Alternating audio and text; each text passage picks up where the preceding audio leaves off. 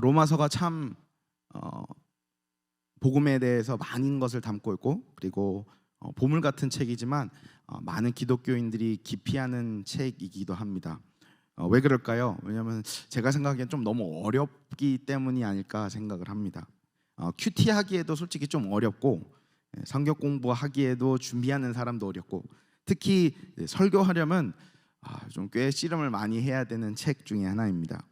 하지만 기본적인 것만 좀 알게 되면 이해하기 좀 쉬워집니다. 제일 먼저 우리 로마서를 읽으면서 인지해야 되는 것은 로마서 자체가 편지라는 것입니다. 그 뜻은 무엇이냐면 바울은 특정한 독자들을 두고 로마서를 작성했다라는 것입니다. 그래서 그 독자가 누구인지 파악을 하게 되면 로마서 내용을 조금 더 이해하기 쉽습니다. 더 나아가서 편지이기 때문에 독자들이 충분히 이해할 수 있는 수준으로 작성되었다라는 것을 인지해야 합니다. 이것을 알게 되면 로마서를 읽고 공부하는 게 좀 용기가 생깁니다. 왜냐하면 바울은 신학자들이나 교수들, 아니면 어떤 천재들이나 정치가들, 이런 사람들에게 편지를 한 것이 아니라 교회 일반 성도들에게 편지한 것이기 때문입니다. 오늘 본문 내용은 그래서 잘 보면 누구에게 썼는지 알 수 있습니다.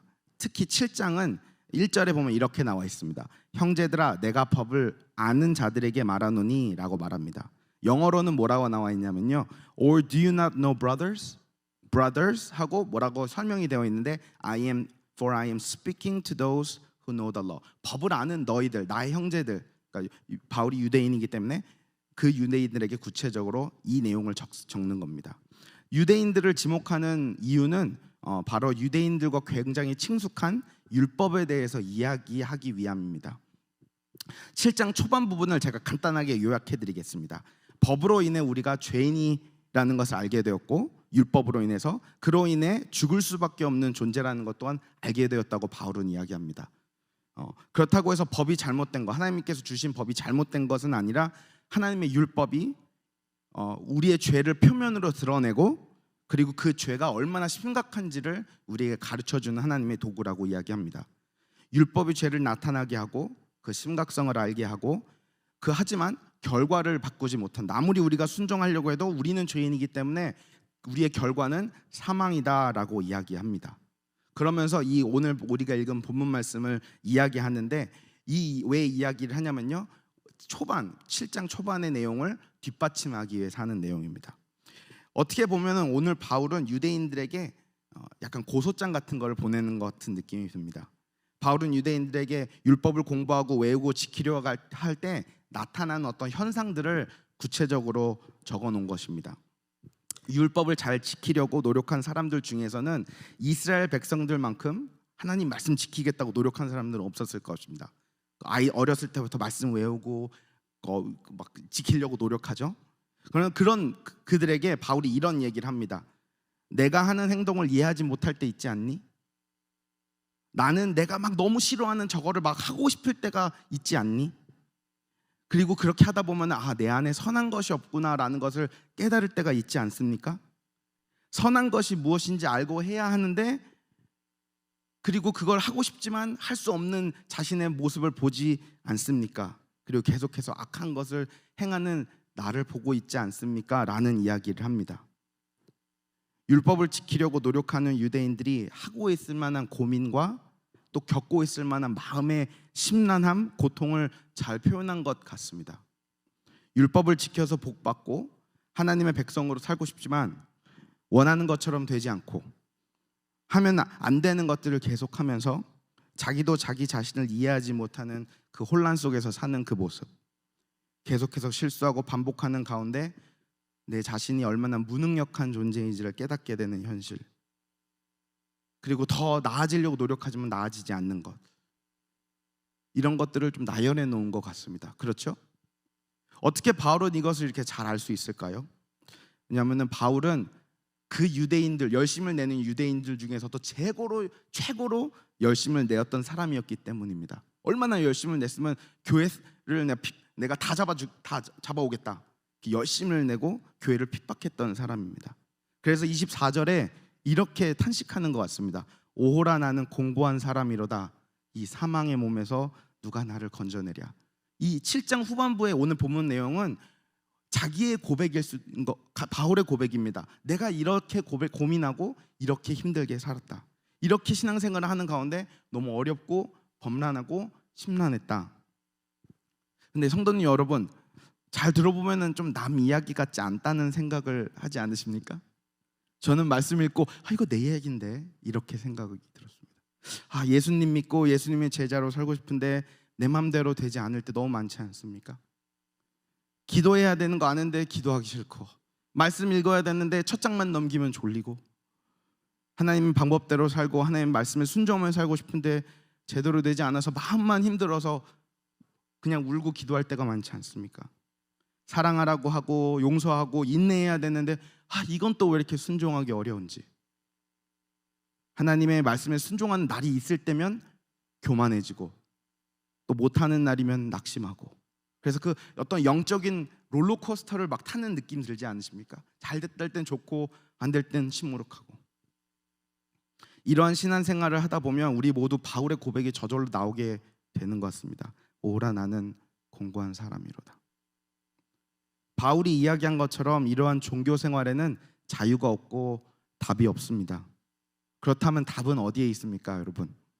답은 바울의 고백 이후에 나오는 25절에 있습니다. 저희 함께 25절을 같이 읽어볼까요? 앞부분만 같이 읽어보겠습니다. 우리 주 예수 그리스도로 말미암아 하나님께 감사하리로다. 영어 번역은 저기 개인적으로 영어 번역이 좀 더 마음에 들더라고요. 뭐라고 하냐면 Thanks to be God through Jesus Christ our Lord. 이 사망의 몸에서 누가 나를 구원할까 했더니 하나님 감사합니다. 이렇게 끝납니다. 그런데 우리의 신앙생활이 많을 때는 이런 번민과 고뇌와 죄책감과 영적인 조울증이 있는데 거기서 멈추지 않고 바울은 해답으로 나아갑니다. 거기 나 자신에게서만 남지 않고 이런 몸이고 이런 삶이고 이런 종교생활하고 이런 신앙생활하면서 힘들고 어렵지만 나의 답은 하나님 감사합니다. 예수 그리스도 안에서 내가 그 답을 찾습니다 라고 고백을 하는 겁니다. 율법은 우리를 구원하지 못합니다. 무슨 뜻이냐면 종교생활은 우리를 구원하지 못합니다. 내가 아무리 노력하고 내가 아무리 잘하고 내가 하나님 막 열심히 살라고 해도 하나님 기준에는 절대 다다를 수 없습니다. 율법만 있다면 바울이 얘기한 것처럼 율법만 있다면 우리에게 결과는 사망일 수밖에 없습니다.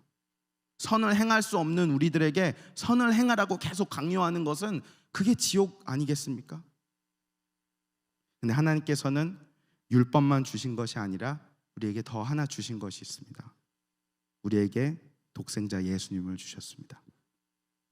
죄와 싸우고 순종하려고 노력하는 우리의 신앙생활 가운데 실패할 때마다 우리는 더 잘하려고 힘쓰고 노력하는 쪽으로 막 달려가는 것이 아니라 예수님 십자가로 달려가야 합니다. 우리를 불쌍히 여겨주시고 그 누구보다 나를 잘 아시는 그 예수님께 나아가서 하나님, 예수님 나 좀 도와주세요 라고 해야 합니다. 라고 부르짖어야 됩니다. 우리의 능력과 노력보다 예수님께서 십자가에서 이루신 하나님의 아름다운 역사를 우리는 더 집중해야 합니다. 제가 이렇게 성도님들 앞에서 나와서 이런 이야기하고 웃기지만 아마 아주 짧은 인생이지만 37살 살면서 많은 고민과 묵상 가운데 그냥 하나님께서 나 구원해 주시면 그냥 빨리 천국 데려가 주시, 이 세상 왜 살게 하시나, 이렇게 고민을 굉장히 많이 했습니다. 저도 바울처럼 이 고민을 많이 했거든요. 너무 힘들었어요. 이중 생활을 하는 것 같고. 근데 하나님께서 이렇게 저에게 알려주셨습니다. 구원하신 후에 이 세상을 살게 하는 목표는 더 좋은 사람, 더 나은 사람 되라는 게 아니라 내가 얼마나 예수님 필요한 존재구나 라는 걸 깨닫고 오라는 거죠. 예수님이 얼마나 아름다우신 존재이고 예수님께서 그 십자가에서 이루신 일이 나한테 얼마나 아름다운 일인지 더 깊게 깨닫고, 그래서 예수님 더 사랑하는 사람 되고 오라고 이 세상을 살게 하시는 것 같습니다. 그렇게 살면 내가 더 나아지려고 하는 게 아니라 예수님, 나는 주님 더 필요합니다, 주님 더 사랑합니다 라는 이 마음을, 이 삶을 방향대로 살면 하나님께서 우리를 변화시켜 주시리라 믿습니다. 그리고 이것이 바로 6장 22절, 로마서 6장 22절에 나오는 성화라고 믿습니다. 그러나 이제는 너희가 죄로부터 해방되고 하나님께 종이 되어 거룩함에 이르는 열매를 맺었으니 그 마지막은 영생이라. 여기서 한국말로는 거룩함이라고 나와 있는데 영어로는 뭐라고 나와 있냐면요, the fruit you get leads to sanctification. 이 sanctification이 바로 성화입니다. 그래서 죄에서 자유를 얻고 하나님께 종이 될 때 하나님께서 우리를 성화해 가주시고, 그리고 마지막은 영생이라고 합니다. 오늘 하루도 하나님의 백성으로서 말씀대로 살아갈 때, 그리고 성화를 이루어갈 때 실패할 수도 있고 낙심될 수도 있고, 하지만 그럴 때마다 나 자신에게 집중하기보다는 십자가에서 모든 것을 이루신 예수님을 바라보며 오늘 하루도 영생을 누리시는 실로암 교회 성도님들 되시기를 간절히 기도합니다. 기도하겠습니다. 아버지 하나님, 참 감사합니다. 우리가 신앙생활 하면서 하나님 주신 말씀을 순종하려고 노력하고, 또 더 잘 살아보려고, 더 선하게 살아보려고, 거룩하게 살려고 노력합니다. 네, 하나님, 우리 안에는 오늘 바울이 고백한 것처럼 선한 것이 하나도 없습니다. 우리는 하나님의 말씀대로 살고 싶은데 우리 마음 안에는 계속해서 세상 것을 따라가고 육신의 것을 따라갑니다. 하나님, 우리를 도와주시옵소서. 예수님 더 붙잡고 살아가는 인생 되게 도와주시고, 내 노력, 내 능력이 아니라 예수님 그 십자가 붙잡고 나아가는 하나님의 백성들 될 수 있도록 오늘 하루도 지켜주셔서 그 영생을 누리는 복을 누리게 도와주시옵소서. 예수님을 기도했습니다. 아멘. 다 같이 주기도문으로 오늘 새벽 기도를 마치겠습니다. 하늘에 계신 우리 아버지여, 이름이 거룩히 여김을 받으시오며 나라의 마옵시며 뜻이 하늘에서 이루어진 것 같이 땅에서 이루어지이다. 오늘날 우리에게 일용할 주옵시고 우리가 우리의 죄진 죄를 사하여 준 것 같이 우리 죄를 사하여 주옵시며 우리를 시험에 들게 하지 마옵시고 다만 악에서 구하옵소서. 대개 나라와 권세와 영광이 아버지께 영원히 있사옵나이다. 아멘.